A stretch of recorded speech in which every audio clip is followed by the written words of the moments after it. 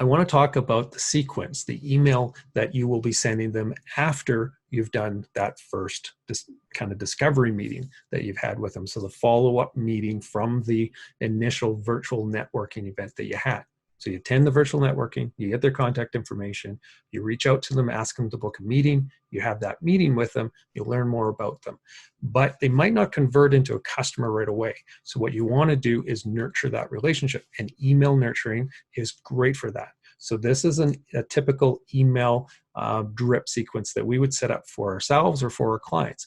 And so it'll usually start with an email that has a video in it. We're a video first company. You don't have to have video in yours, but a video we find increases engagement, increases click-throughs so that they will click through to the landing pages where they're going to see the rest of the information. And so you're sending those people through to a dynamic landing page that is basically customized with the type of content that they're most interested in, right? So if we're selling two products, product A and product B, and on the conversation on the call, they're talking about their interest in product B, or product B is the best fit for them, then what we would do is we would have a bucket of people, that would drop in. So an audience that would be focused on just the B type information, right? So information about that product B to try to push them along that buyer's journey so they're buying product B. If we're talking about product A when they're interested in product B, you're not going to get as good at conversions.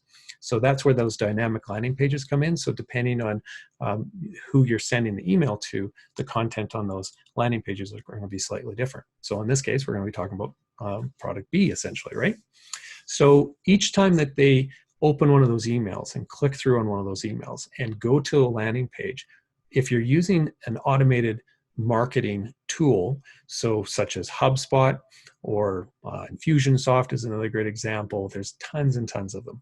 If you're using one of these tools, then what you can do is you can set up something called lead scoring, which allows you to add points basically to their account that would be based off of their level of interest. So for instance, if we wanted to assign, say, 5 points to somebody every time that they were to click through from an email over to a landing page, then after they've clicked on, say, 3 different emails and landed on 3 different landing pages, they would have a total score of 15. If they watch a video, maybe we add an extra 10 points. And if they navigated to a very important page, so maybe the pricing page, then maybe we give them 15 points, right? Because that's a more important action. Or if they were to download an ebook or something like that, a lead magnet, maybe we're giving them 20 points, right? Those numbers are all arbitrary. But once you get to a total number, a threshold that you've set in the system, so say the threshold is 50.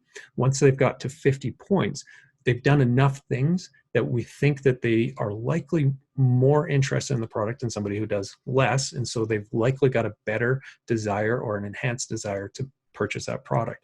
And so that's when we want to trigger then a notification to the salesperson or to yourself if you're the salesperson as well, notifying that person, that salesperson, that, hey, this particular person has done all these things and they've now reached that threshold. And so it's probably a good idea to reach out to them if they haven't already reached out to you. And so we use marketing automation tools to set all that up, and so can you. And if you need help with that, definitely let us know.